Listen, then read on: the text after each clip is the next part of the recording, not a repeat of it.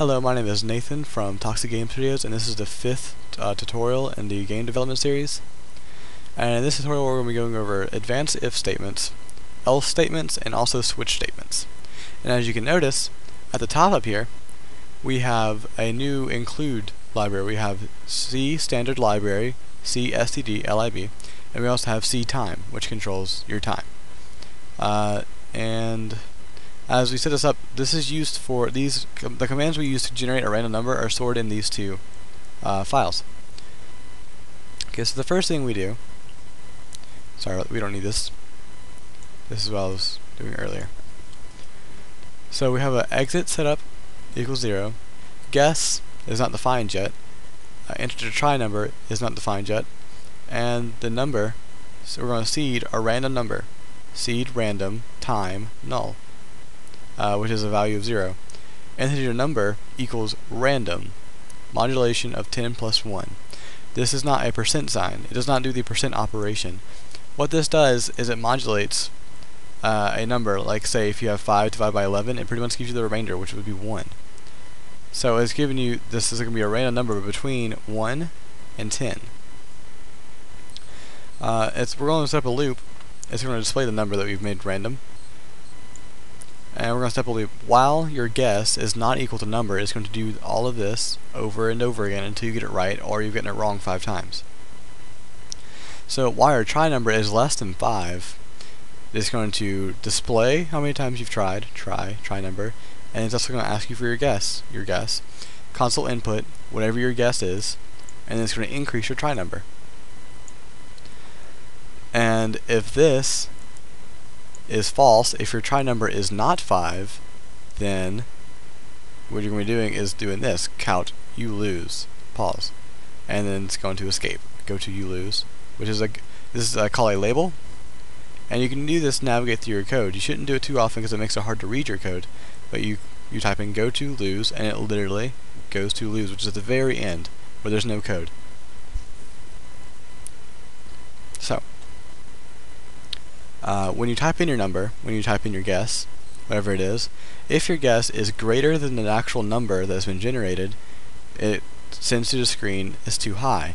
If it's less than the number that's been generated, then it sends to the screen too low.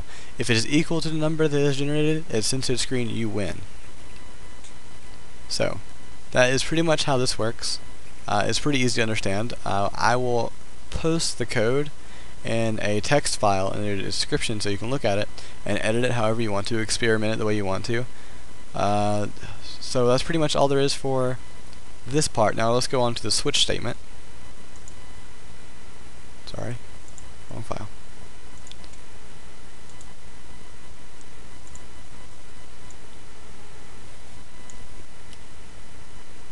Actually, I'm going to show you this real quick so you can see that it works. As you can see at the top, it generates this 4, which is the random number it generates.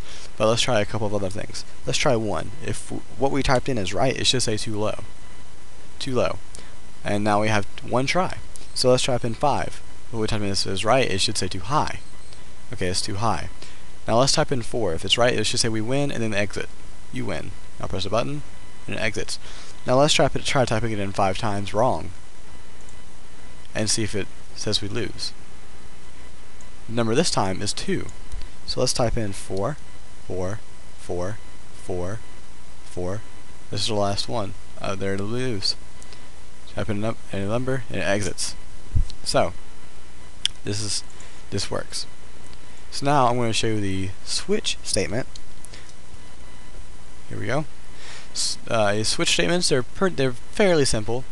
If you go into the first description on the very first video, you will notice that in one of the recommended sections, you see New Boston. This tutorial was actually programmed by New Boston. It's a very good example. You should definitely look into a bunch of his videos. He's a great programmer, and he helps a whole lot. You should check out his website also, which will be in most of the descriptions of his videos. But this is his example. I'm going to explain it to you step by step. And of course you include your IO stream, your input-output stream, you include your conio.h, you're using an std namespace, we've all known this before. However, the pause this time is a little bit different. We are not using the get character because if you use get character, it's going to receive a character of whatever you typed in and exit before you actually press the button.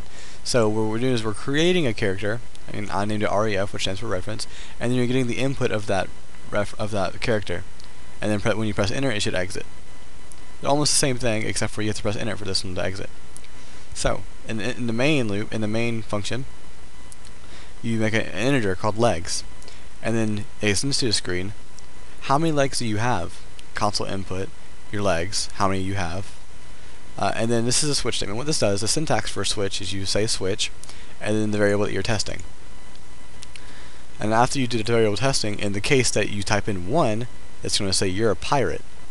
In the case that you type in 2, you will be a human.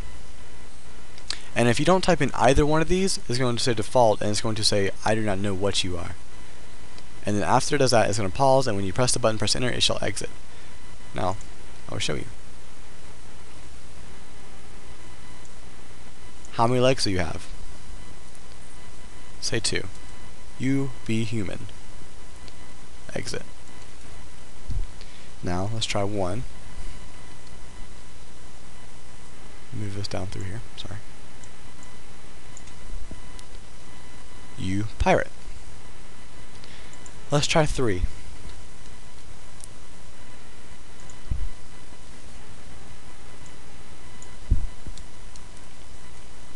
I do not know what you are.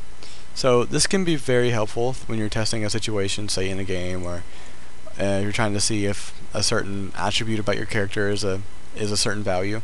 It can be pretty helpful through those kind of things. I would recommend actually using the if statements, but it's really just up to your preference, what you think is easier, what you think is easier to understand. So, this is pretty much the sum of this video. Thank you for watching, and go to our website and go to our Facebook, and I guess the next video will be something new. So, see you on the other side.